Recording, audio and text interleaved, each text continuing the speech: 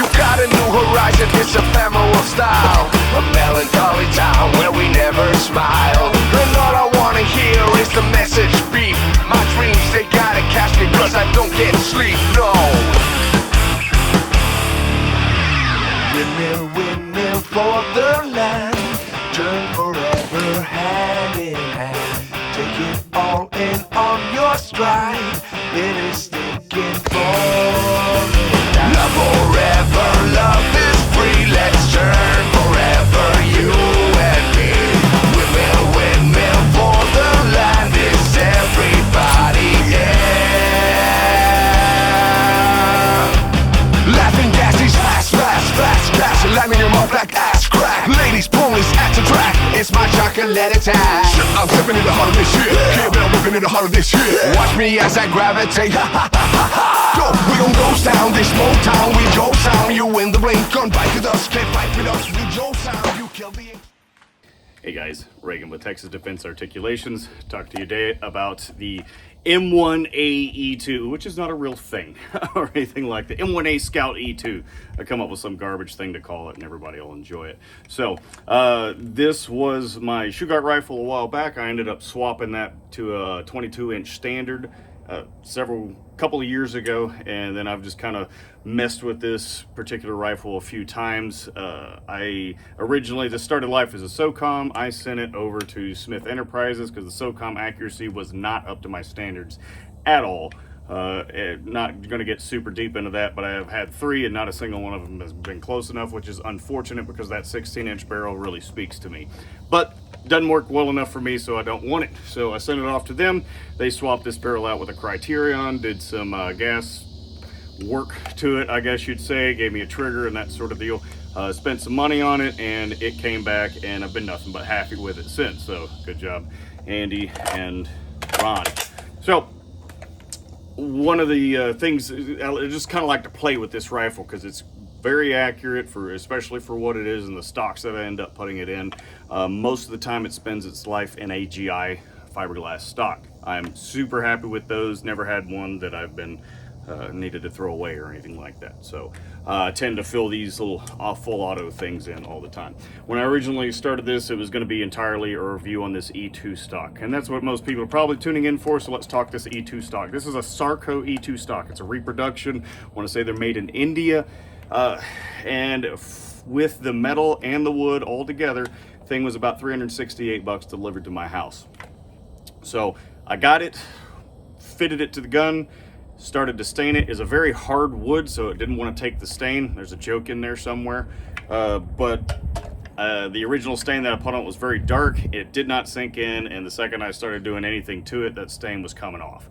So I eventually finished fitting the whole thing in there, and we'll talk about that in a second. And I restained it with just, actually, I want to say it's gun stock by Minwax or something like that. Used a rag to put it on. I was like, whatever, just get stuff in there, and it turned out actually quite good looking, right? So issues that I have with this Sarco stock, fitting it really wasn't an issue until I got to another problem.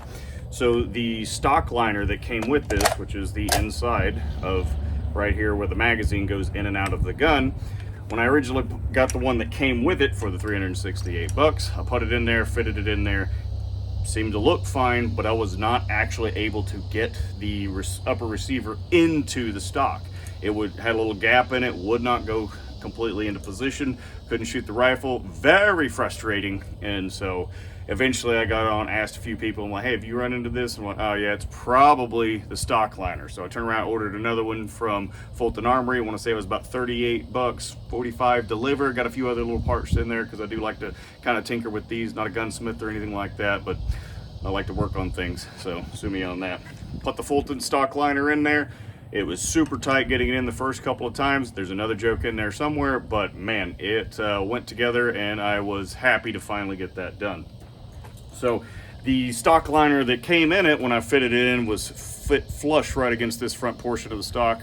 And then when I put this correct one in that was like within spec, it had a little gap right there, so I filled that in with some wood putty, and I'll probably roll some stain over it at some point just to kind of keep things looking good.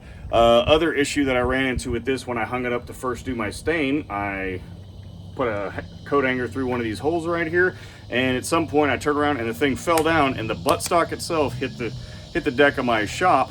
And I was like, oh no, and I looked over, and this grip had actually started to come off. It looked like it had broken off, and I was like making some pretty serious swear words, and then I noticed it actually just has a hardwood dowel between the bottom and the top of the stock, or from the pistol grip to the stock. I'm like, oh, okay.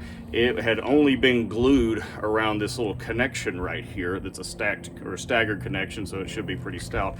And so I filled that thing full of wood glue and jammed it all up in there, another joke somewhere, and wiped all the excess off. And it has not moved. I fired a few hundred rounds through it. Doesn't appear to be moving, so good for that. Real happy with the way it looks. When I cleaned all the old stain off, put this new stuff on, it kind of gave it a dark sheen. If you get one, it's just gonna look straight blonde. You won't see any of the wood grain or anything like that. It's a little bit weird kind of how that's done, but other than that, fine. Other things that I've done to it, it has got a Sadlac titanium rail on it to hold this EOTech. Got it zeroed, got a custom zero in it. My second zero is around 300 yards, so you see me confirming that on the intro video. One of the hard things to find is like this, the holes in the bottom of the stock are for either mounting this vertical grip further forward or backward, or for mounting a bipod to it.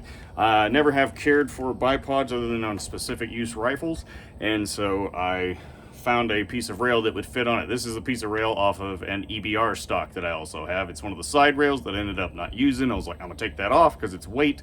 It's already a chunky boy, so why not, put it on a diet. Lo and behold, with a couple of hardware store screws, this thing fit right in there. It's pretty tight, but it's in there. God, another joke, geez, somewhere in there. So, and I threw this Streamlight HLX on it, 1,000 lumens. They're pretty cost effective. They're pretty tough because it's got to take the ass whooping of this gas, hitting it each and every time you fire it. They've been standing up to it for a long time, so I anticipate them doing it for a while. I did put a vented handguard on it. I have one of these laying around. They are very fragile. They do look the part, like nice and old school, but they are very fragile. If I needed to actually use this thing, probably one of the first things I'd do is swap that into a normal fiberglass one that's pretty tough. The benefit of this vent is it's supposed to let it cool down more. I don't know if it actually does, but it certainly looks cooler. And I had a spot to easily put the zip ties to hold this pressure pad on for the Streamlight. So cool for me and my little garage work here. So this vertical grip is not what you would expect out of a normal vertical grip. It is not secured forward. It is only secured backwards, right? And there is a little release button right here that you can push, or lever that you can push down, fold that thing in and grip it more traditionally. That's actually probably what I'll tend to do more, but of course it doesn't look right if you don't have the vertical grip folded down. So keep it at that. Man, not a whole lot of other things on this. I do enjoy it when it comes to making the platform more user-friendly. I will say it can help a little bit with your reloads, simply because of your hand positioning. And definitely if you're working your tactics, I'm up, he sees me, I'm down. If that doesn't give you any emotional problems from hearing that, you decide to practice that, tucking the buttstock and standing up, putting a hand on the deck, that sort of thing, it definitely helps with that. Other than those two things, which can be significant, I actually prefer the GI fiberglass stock more.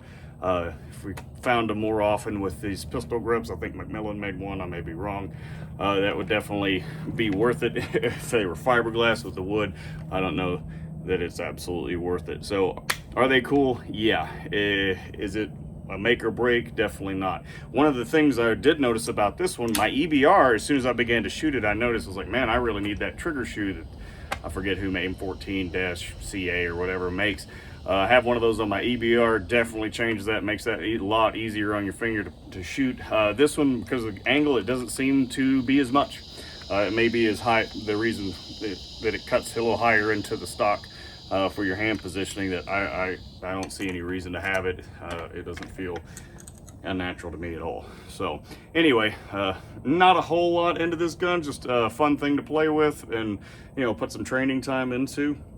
And yeah, I love the platform, so sue me if you hate it. So I have noticed a few of the, I don't really respond to most of the comments on any of my videos because I don't really care, but at the same time, I've had a couple of guys see on some of the pistol videos like, oh, the intro's too long, the intro's too long. I'm like, huh, let me look at the intro, and it turns out it was 30 seconds. So my response to that is going to be public.